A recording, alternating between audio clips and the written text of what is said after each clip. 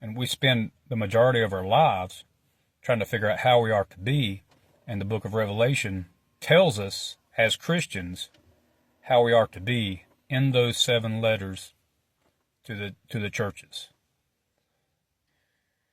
When people read Revelation, it's kind of confusing. You have to look at the patterns, and you have to figure out, well, what is it that it's actually talking about here, because people come up with doctrines and people say things that may or may not be true, and sometimes they believe them really hard, whether they have any evidence of them being true or not. So when you're looking at the letters to the 7 churches in the book of Revelation, what that's telling us is that it's telling us how to be as individuals, and also when we fellowship with others. And a lot of people say that there's 7 ages to the churches, and that could be. I'm not saying it's not. You can make a connection there anyway. So a lot of people make connections, and that's fine to do, but when you read it over and over and over again, you begin to realize it's simply talking about how we are to be.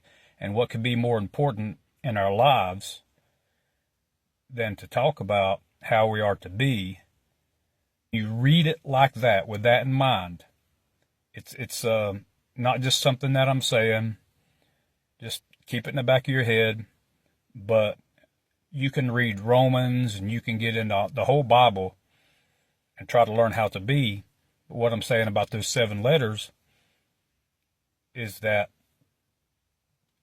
it just cuts right to the point. It does away with the idea of once saved, always saved. It totally refutes that. Works versus faith through grace debate. It nullifies all of that.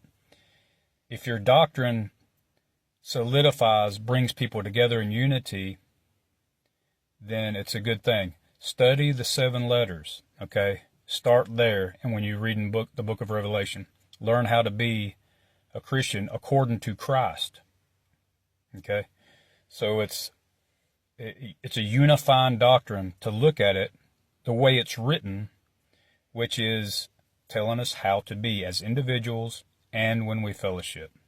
A lot to think about there.